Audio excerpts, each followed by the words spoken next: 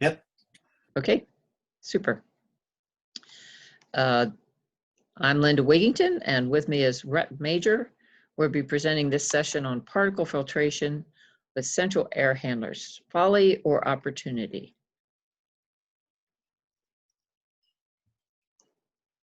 So ROCIS is the initiative we're both involved in. ROCIS stands for Reducing Outdoor Contaminants in Indoor Spaces, and it is a Southwestern Pennsylvania initiative with a focus of understanding how to reduce the impact of exterior pollution, air quality and water pollution on indoor spaces. You might say, why?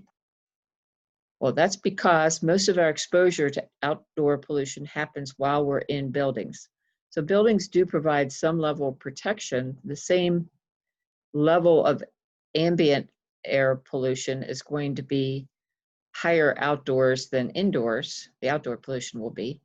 However, because we're in buildings so much more of the time, the overall exposure to outdoor pollution actually is dominated by what's going on and how we are living in our homes. So our homes are the primary way that we're exposed to outdoor pollution, much to many people's surprise. So within the ROCIS initiative, we focus on particles. We actually have cohorts of 10 to 15 folks come through, monitor for a month. And anyway, so we'll be looking at data that they've provided and experiences they provided.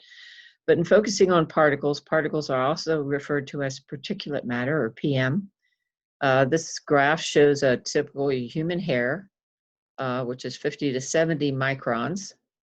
And PM 2.5 represents all the particles that are less than the size of one of these little red beads.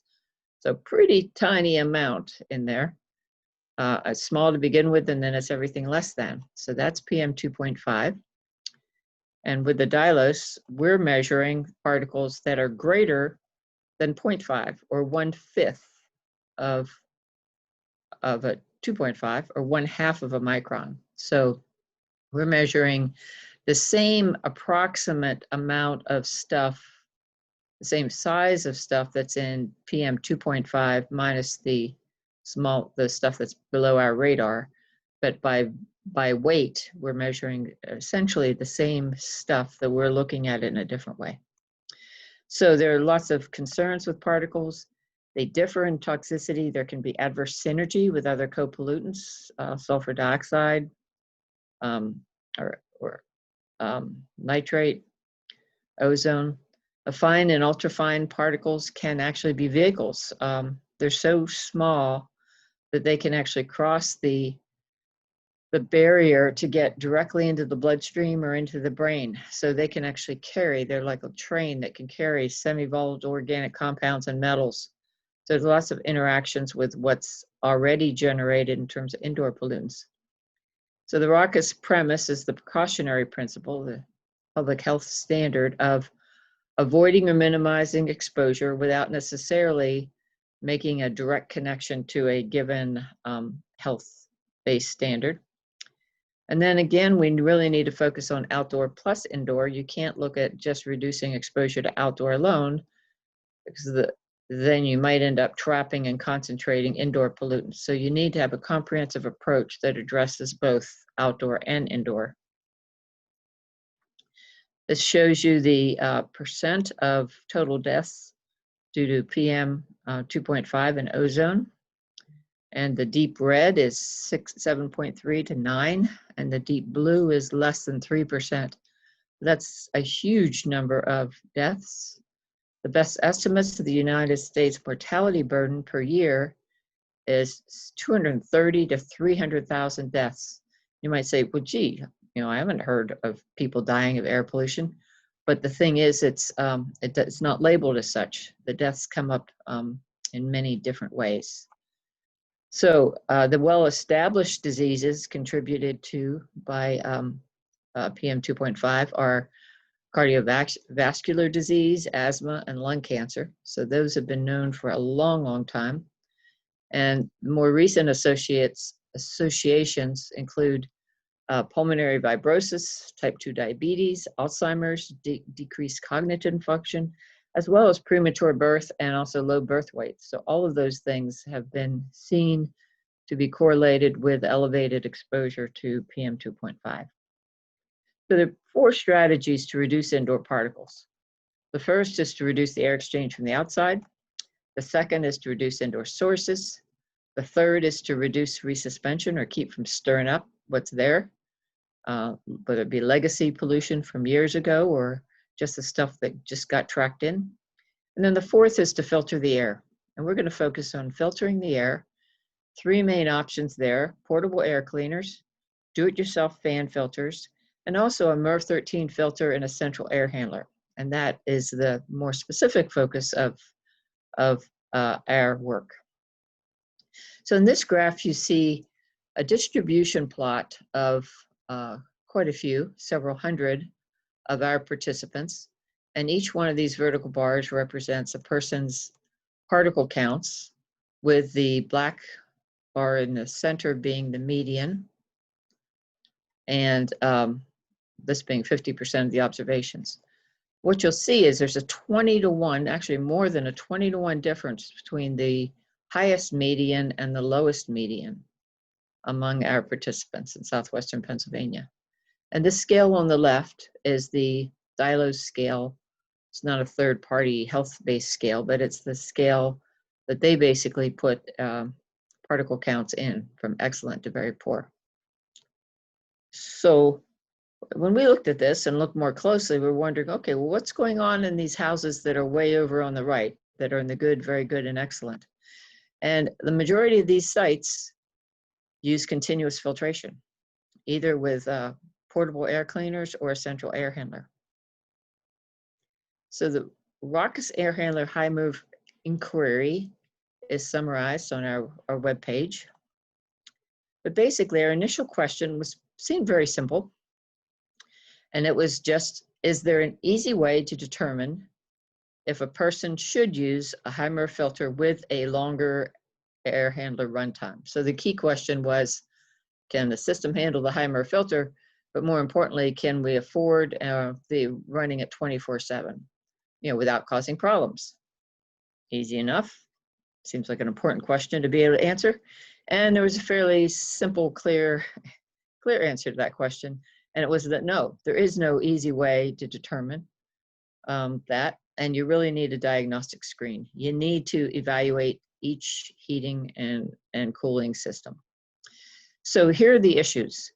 The air handler energy use can be quite high. It's not unusual for the watt draw of the air handler to be 500 to 1500 watts, which means if you operate that continuously, it could cost you $500 to $1,500 a year. That's a lot. In most cases, the blower speed's set wrong. Instead of defaulting to a low speed, if you set the air handler in continuous mode, it often defaulted to a high speed. And the speeds just weren't adjusted. They were based on what the factory settings were. Nobody ever checked them. And when it's at a high speed, you've got higher energy costs and less effective filtration. And then ductwork issues can be really key, in that if the duct is undersized for the system, your static pressure can be too high, which can lead to equipment failure, which is pretty expensive. ECM motor changeouts can cost you $800. And then if you've got duct leaks, you can end up basically wasting an awful lot of energy, bringing in humidity, doing all kinds of things that not good for your home's energy use, as well as a possibility of creating pressure-related problems. And also, if the duct leaks are between the filter and the air handler, you can just end up bypassing the filter and it won't be effective. So those are the 3 really big issues. Here you see a thermostat, typical thermostat, and normally the thermostat is set on auto. That's actually good because of the problems we found.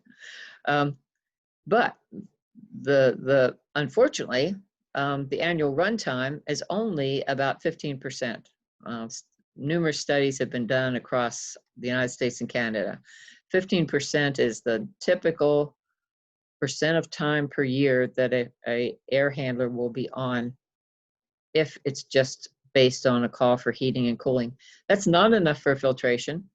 and the need for heating and cooling doesn't align for the need for filtration. So with smart thermostats, we actually have a good option that could give us more control of on time, but we really want to be able to address the problems we found first. So an air handler unit, and we're based in southwestern Pennsylvania, the land of basements. So this is a very typical furnace installation in a basement, and this is what most of our experience is based on. So an air handler unit, or AHU, is basically all the stuff that's connected to the furnace or the air conditioner that distributes the air. So that would include the ductwork, the motor, blower, the filter, the coil, and the controls. We'll be referring to the return drop, and that's this right here, this a plenum that comes down and then ties directly into the furnace. And this is the 1-inch filter. Typically, what we see is the filters are located right next to the furnace. So we install and have installed the ECM motor, and that's usually changing out from a PSC, a split capacitor. And the one we install is multi-speed. What this does is this allows us to set up a lower continuous speed for airflow in order to move the right amount of air through the system for filtration, and also to significantly lower the watt draw for the continuous operation. Now, you can get far more efficient or significantly more efficient ECMs. They're the variable speed ECMs, and they're in many heating and air conditioning systems. They often come with a cost premium, but they are not, that's not a retrofit, a simple retrofit option. So we've gone with this system. And these are the problems that we identified, and we've done over 60 diagnostic inspections. And the dominant problem is related to static pressure, with high total external static being 80% of the units. And oftentimes the high static is related to the return side and the filter. So that's where many cases have their constraints. We also see a lot of oversized heating systems, but the static is the main thing that would prevent us from being able to say you should run this system 24/7. So it's time for a ROCIS video, and then Rhett will follow with his presentation. Now, ROCIS commissioned Mark Dixon to do 5 videos telling the story of our different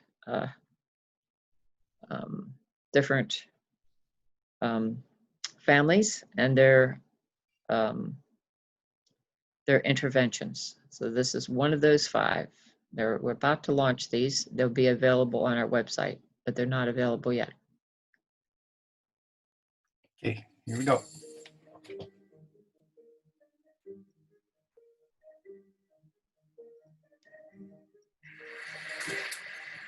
Hey, thanks, man. All right. I started learning more about air quality.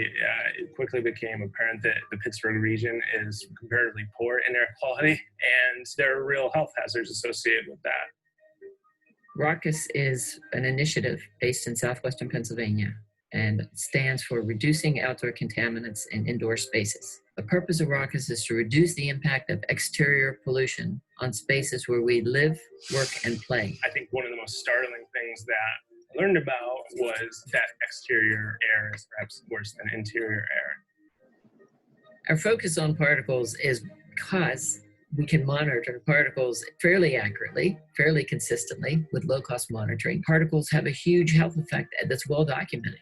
There's lots of data across not just the United States, but across the world on the impact of PM 2.5 and other outdoor contaminants. So we moved here to Millville in the summer of 2014, and around the same time, generally became aware of air quality issues. We were pretty used to waking up in the morning with itchy eyes or feeling a little oppressed by the air in our own home, and I think just thought that that was just the way things were. but it turned out that, we actually just had really poor air quality. So we got trained by the ROCIS team on what air quality means, what the major contributing factors are to good air and bad air.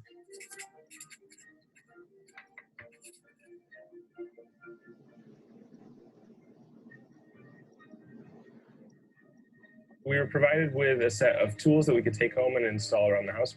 We had monitors that would measure the particulates in the air, a radon monitor, some CO2 monitors, CO monitors, and kept a weekly log of what those monitors were recording and what we were doing during the different times of day. We were provided with a few recommendations for how to improve indoor air quality, keeping windows closed, and also understanding how everyday activities like making food or cleaning cause spikes in poor air quality. After the initial study, we qualified for an intervention to really improve the air handler in the house. The intervention involves modifying the furnace fan so that it would consistently blow at a low speed to keep the air circulation going at all times. And so we had Rhett, the energy doctor, come and take a bunch of measurements of our furnace and its filtration system. He had some ductwork fabricated and came to take out a portion of the existing ductwork and install a larger set of ductwork that was capable of handling better filters. And so he installed a main filter, I think it's a 4-inch filter, that does the main work of filtering the air, and then also a pre-filter that helps to catch the really big bits of dust. Okay, I've got a new motor in here. This is all new ductwork working up to here, and this is our new MERV 13 filter. We installed the larger ductwork and filtration system and just immediately saw like a huge drop in the readings on the instruments. This is data from May 2017 through October 2017. And it's outdoor air quality, indoor air quality, and an additional indoor air quality monitor that was in the house. The May column, which are these 3 blocks here, you can see are all mostly orange and red, which indicates pretty poor air quality. And those all happened before the intervention. And so as you can see, after the May block, all the other blocks are really high quality while the outdoor air quality got really bad. I mean, in particular, this block here, which is for August, the outdoor air quality is terrible, but the indoor air quality is still like deep green or middle green for the most part. What's so important to me about ROCIS is that people have the ability to impact their quality of life, and that there are tools that help them to do that, to help them to see that they've had an impact, that can help guide them on that journey. And they realize they're not powerless, even if they can't afford to move or relocate to a place that's got better air quality. It took some adjustment. I think that we were definitely both like windows open, ceiling fans on kind of people. And so it took some adjustment to keep the windows up and the air conditioning going over the course of the summer. But I mean, that really helped protect our lungs and protect our health and keep the air quality in the house high over the course of the summer.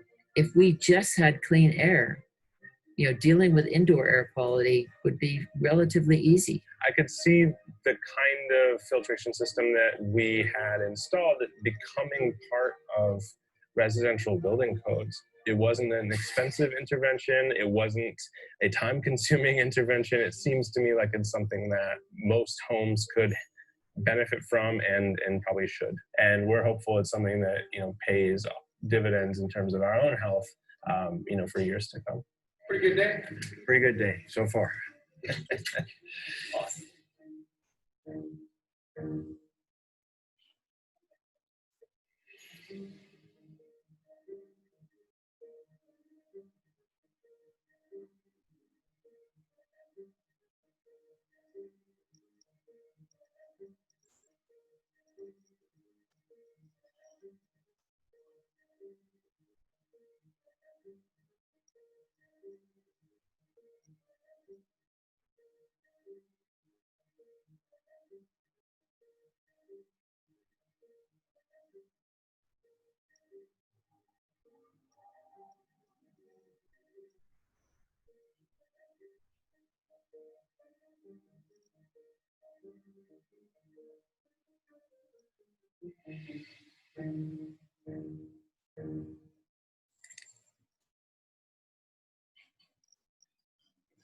Pretty awesome video, I think. Thanks, Linda. Let's see. I'm gonna change to a new screen. Give me a minute here. Okay.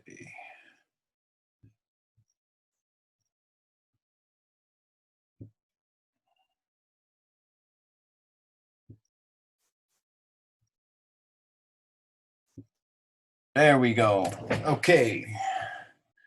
So it's about 60 air handlers we've looked at to date, and we continue to look at them as opportunity arises and fix the ones we can. Not all can be fixed due to a lot of constraints, not the least of which is budget.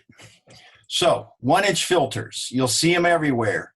And we want our systems to be filtered and we want clean air, but 1-inch filters are a real problem in the system. They're just too highly restrictive, especially once they get dirty, and they get dirty very quickly. And most people, if they pay $15 for a filter, they're not going to change it very often. They're just not gonna. So the thing that I go out to measure is total external static pressure, TESP. So what that is, it's a combined highest positive and negative in the air handler, furnace air handler, and it represents the total resistance of the system. The greater the TESP, the more restricted the airflow will be. So here's a technical drawing I did myself. See these 4 places before and after the filter, and then before and after the air conditioning coil, you got to drill holes. Sometimes the holes are already there. Sometimes you don't have to drill a hole, but quite often I have to drill. So drill very carefully. Then measuring between B and C is where the greatest pressure differences are. And that's going to be our total external static pressure. We use a very simple device, static pressure probe, $15. And then, of course, a digital manometer, which most of us have. They're a little bit more expensive, but most of us have them already. And then we're measuring within the system. Now, every furnace has a plate that will tell you how much total external static pressure it's supposed to be allowed to have. In this case, it's 0.5 inches of water column or 125 pascals. I usually measure in pascals, but you got to convert back and forth. So that label is on every furnace, and most people just totally ignore it. They just don't measure, they just don't know. And generally speaking, all furnaces seem to exceed this total external static pressure. I take 4 different measurements where I showed you. I record them on sheets that I've made up, which I'll share with anybody who's willing to take a stab at this.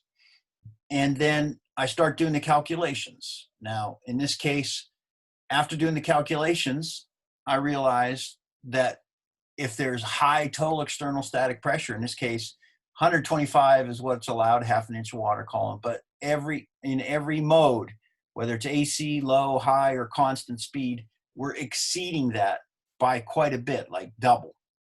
So there's problems with this system, and this is not a good system to be running continuously at very high cost to the system. So in this case, if there's return restrictions, I can measure them between A itself is for return restrictions, B is the pressure drop across the filter, C is before the coil, and after the coil is D. So I can figure out by these measurements what's going on. Now, while I'm doing that, I also use a clamp, a CT. It's a clamp-on device that there's a number of different styles that you can use, but I use the OWL. It converts the magnetic field to wattage, and then it has a wireless display that I keep outside the furnace because the clamp has to go inside the furnace. There it is inside the cavity of the furnace, and then you got to put the cover on or it doesn't run. So I need a wireless screen. Here I've got the wireless OWL that's recording the wattage. In this case, that's electric backup heat it's capturing there, but generally I can see just the wattage on the fan draw. So what are the things that can increase the total external static pressure? Well, the wrong fan speed, which as Linda said, is quite often done wrong, quite often.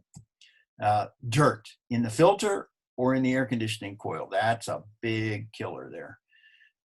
And then if there's obstructions in the return or the supply, I can see that with my measurements.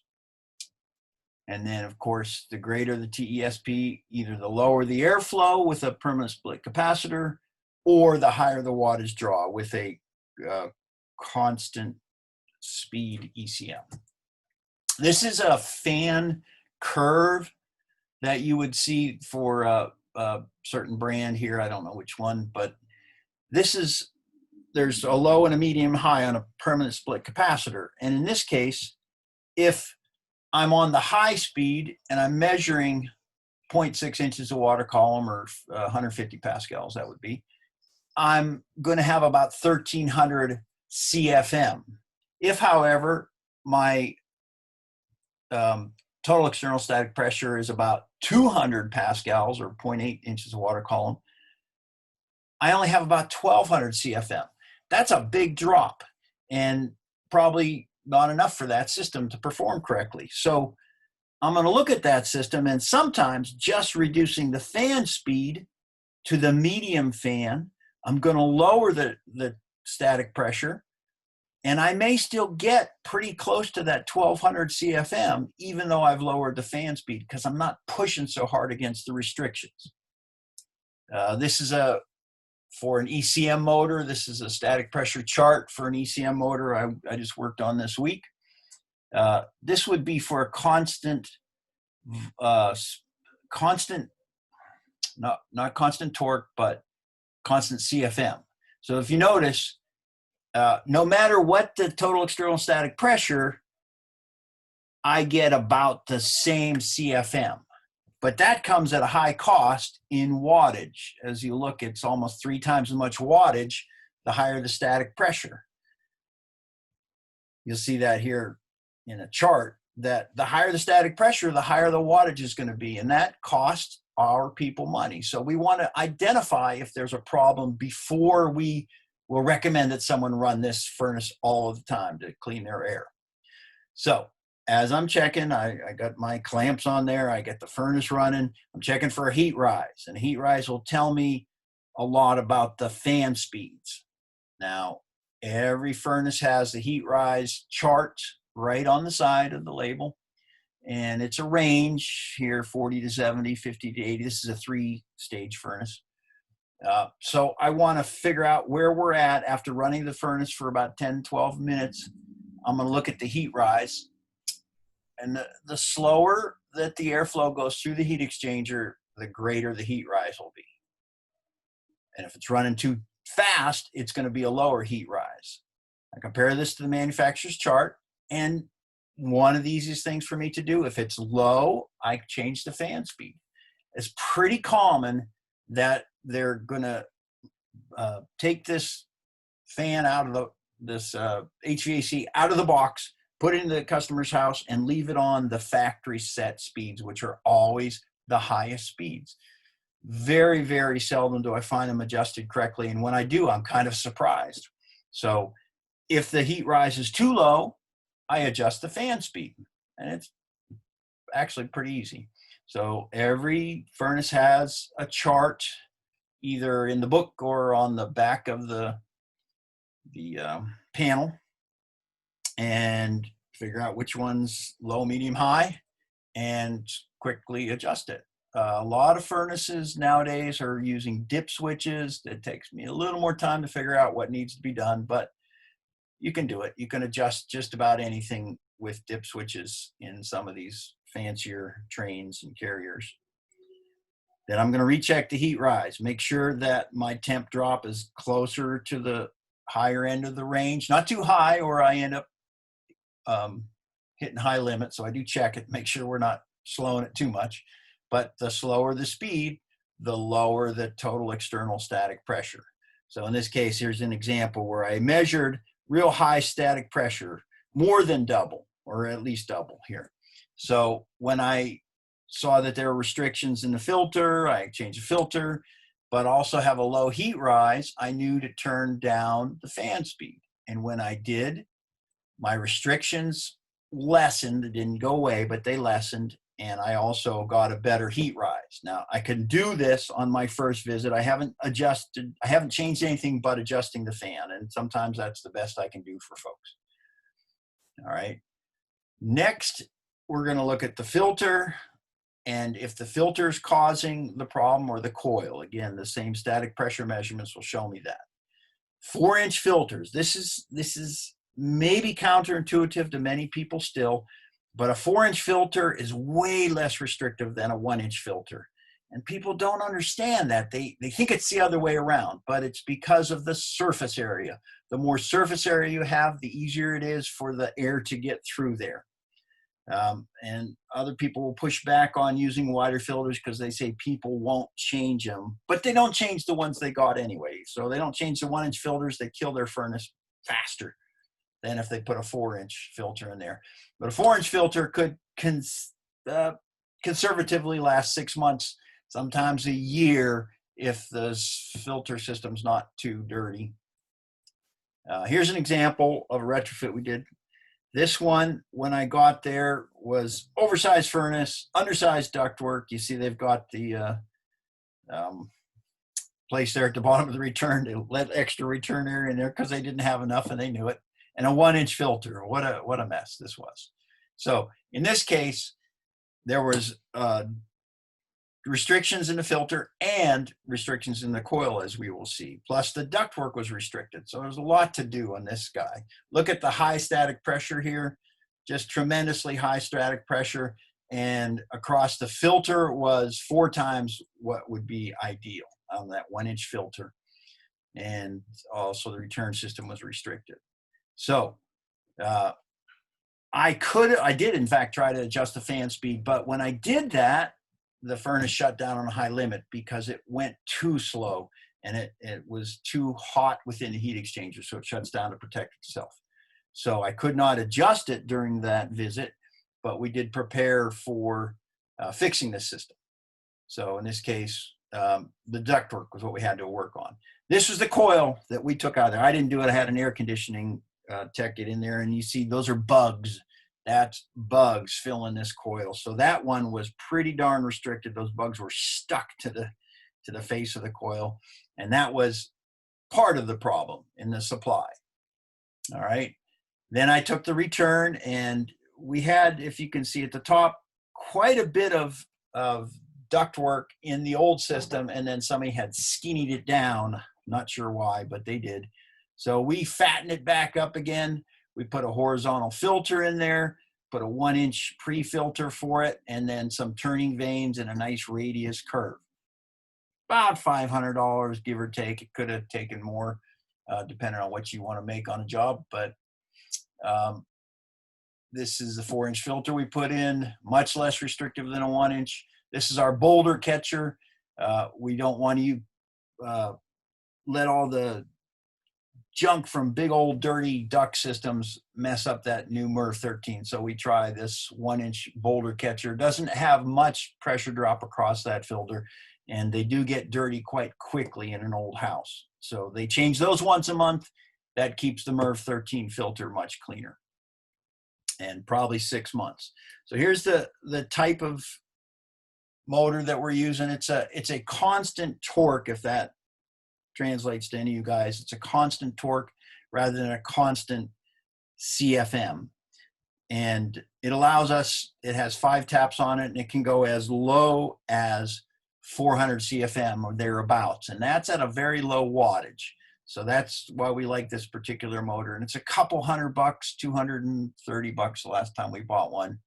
And it takes a few hours for me to put it in and adjust it. And I can adjust it to each mode of the furnace pretty well. I can dial it in so I can get the heat rise correctly and the temperature drop and the air conditioning done correctly.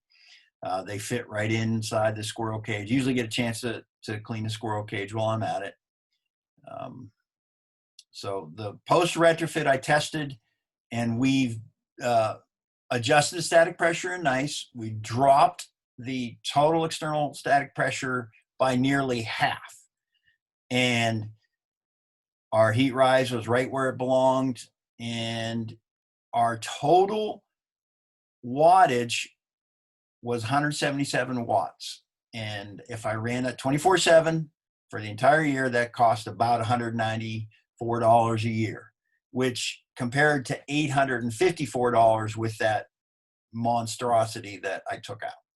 So that's 25% of what the original cost was. Pretty good. Here's a crazy big box builder put this thing in there. I'm not even sure why they built it the way they did. They got a little, all kinds of room for a 4-inch filter, and they put a 1-inch in there. And, you know, I don't know what to say about that. So the static pressure was a little high, not terrible, but you can see the cost of the wattage of that thing was high, almost $600 a year if they were to run it 24/7.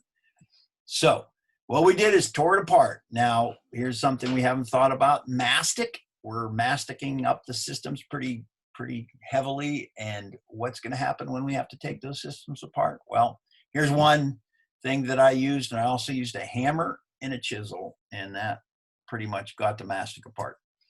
Here I am putting in a new motor, and takes a little bit of work, but if I can figure it out, you can too.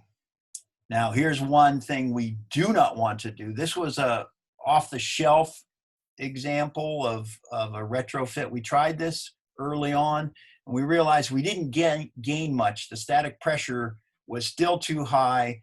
It was still a bad angle for the air coming in, so there was just not the we didn't gain what we wanted to gain by doing this. Here's the drawing that I just made that shows some of the best practices that we can use. Now, if we use a horizontal filter box, it's much less turbulence in the system. So instead of that filter right next to the furnace, we put in a horizontal, usually 20/25 filter. Put an outside radius on it so the air has a chance to smoothly go around the corner, and an inside radius, which is very important. This inside radius cannot be ignored. You do not want a square cut inside there. Or the alternative is turning vanes. They're going to go on the inside, and you can get away with square corners if you have turning vanes, because they'll tell the air where to go. You want a MERV 13 filter would be ideal, because that's going to take out the PM 2.5. And in this case, a flexible duct connector allows you some grace to make the system fit correctly. So that flexible duct connector doesn't provide too much turbulence to the system there. And then you usually have to make some custom-made transition to go to the trunk line. So takes me less than a day to do all this new motor and new system. So there's my turning vanes and a 90-degree transition. Works pretty well. There's large drop to accommodate that larger filter, a MERV 13 filter with, in this case, we could have put in a pre or a post filter depending on the way I flipped the box. And if people have, if they have VOC issues, they can actually put in a activated carbon filter, and that will work pretty well. Then I dial in that motor quite precisely so I get the heating speeds correctly. And then here we got a 5-year-old home, about $1,000 investment. We dropped it from 138 down to 52, the total external static pressure with the continuous mode. Dropped it to 360 watts. So from 583 down to $142 a year. It's like a $441 reduction. So that's really a 2-year payback for someone to get clean air. That's not bad. So here's the example that you saw from Ryan's house. This is 120 watts when we were running his. Dropped the continuous mode down to 16 pascals total external static pressure. That was pretty amazing there. So those are all the things we did for Ryan, and came out with a great change out there. So speaking of change out, when people are replacing the furnace, it's a perfect time to do this. Or if perhaps they're going to be putting AC in, this is a great time to sell clean air. So you guys that are selling this for a living, pay attention. Or maybe even crisis change outs for the weatherization program. The first thing you ought to be doing is downsizing the furnace. You guys know this. Most of them are too big, and you can only push so much air through this ductwork that's in the house. It's much more likely we're going to change the furnace than change much of the ductwork. So let's downsize this furnace to what the true need is, especially if you're going to weatherize. Then we change the return drop and the filter box. Here's just something I saw on Facebook. This guy had a great big old furnace that he was going to downsize anyway. So he took those principles, didn't learn them from me, but he learned them. And there's the rounded return drops, the flexible duct boot, and then the horizontal filter. That must work great there. So here's something we tested last winter. This one had 1-inch filter, high MERV, all the things we don't like about ductwork, too small, hard curves. We had real high static pressure. We had high return problems because it was restricted return. And on top of that, we had really high carbon monoxide. So I didn't condemn the furnace, but I told him, you better get this tested. And the guy who came out condemned it. We were able to talk the customer into a smaller 2-stage furnace, not as small as we'd like, but smaller. And then I actually submitted this drawing to the HVAC installer, trying to get him to put together a system that would work correctly. This is what we got. It's not everything we asked for. You notice the corner is still not rounded, and there are no turning vanes in there. And I forget if there's turning vanes or not. But they had a MERV 11 filter. That's the highest they had in that manufacturer's stock. So when we tested it out, we had much better pressure drop across the filter, much better pressure drop across the, much pressure drop across the return. And the only thing that I wasn't super happy with is that the motor wasn't as efficient as the one that I would have put in a retrofit situation. It still costs $250 a year to run that 24/7. However, we put in an Ecobee thermostat, which could allow that homeowner to run it at 30 minutes an hour. So if you did that, you drop the cost to $125 a year. $10 a month to get clean air. I think that's a pretty good deal. So that's, if you want to contact me, you want some of my charts, I can send you PDFs of the charts. You're welcome to use them. And back to Linda. I can stop sharing here. There you go, Linda.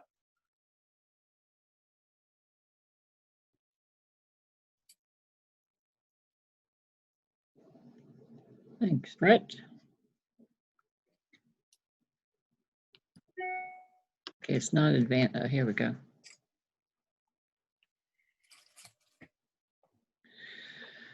Okay, so this is a graph of the video, Ryan's home that you saw in the video, just showing pre and post, and the tremendous increase, even though in this case the air quality is much worse outside.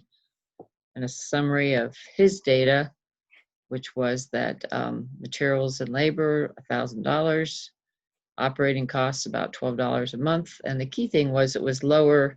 He had pretty elevated CO2 in his bedrooms, or in his bedroom. It was a fairly small house. So as a result of the 24/7 air movement, the CO2 dropped significantly by mixing throughout the house. This is one of the best performing houses we've had consistently. This is about 2.5 years ago. But again, you'll see really poor outdoor air, and yet amazingly good indoor from a particle count perspective. Much improved and consistently in the excellent range. And here you see the digraph, the time series graph. And this is real typical. What happens when you run the air handler 24/7 is, even though we've got two dialos, one in a bedroom, one in the living area, they line up because the air is mixed throughout the house. But even with it being as low as it is, it tracks outdoor air. Sort of amazing how closely it follows outdoor air. But there was a 400-watt reduction.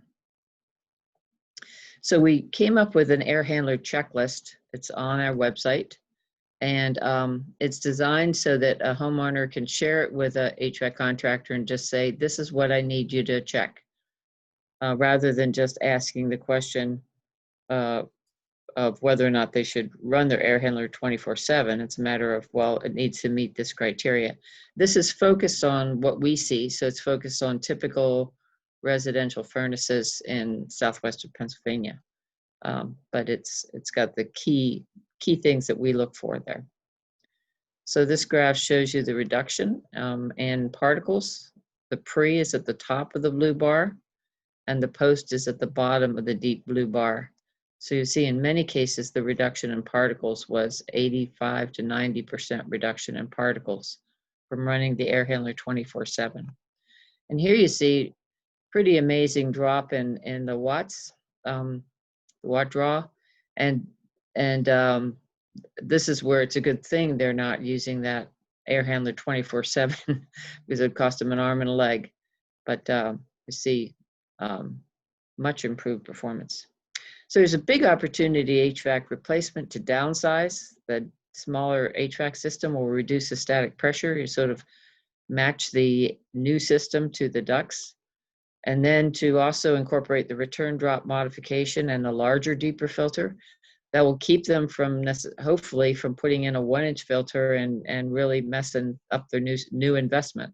So it's really a good investment in resilience of that heating system is to provide for a deeper filter that's far more forgiving if it's not changed regularly.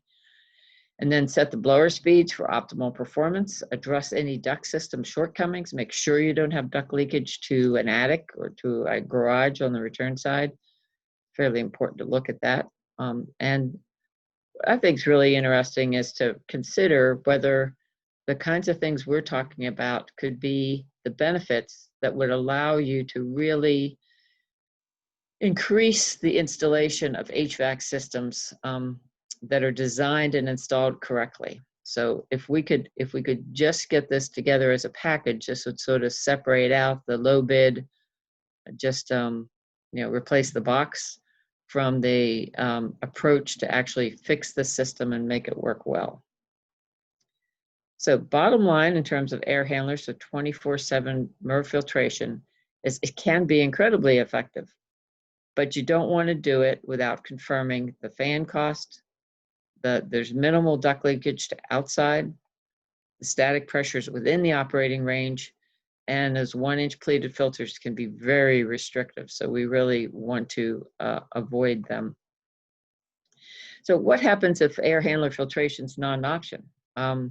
There is another use for those MERV 13 deep filters, and that is if you take a 4-inch filter and you tape it onto a 20-inch box fan, you can either set it up in a space as a portable air cleaner, or you could put it in a window to filter incoming air if the outdoor air is poor. This is a chart just showing you the air quality based on the Dylos readings of one of our sites where the outdoors is pretty bad, the indoors even worse in many cases. This is the bedroom location. They had a very small air cleaner in the bedroom, and you can see it had a little bit of an impact. But right here is where they started using the fan filter in the bedroom. And you can see the benefit in the bedroom and also in the living space.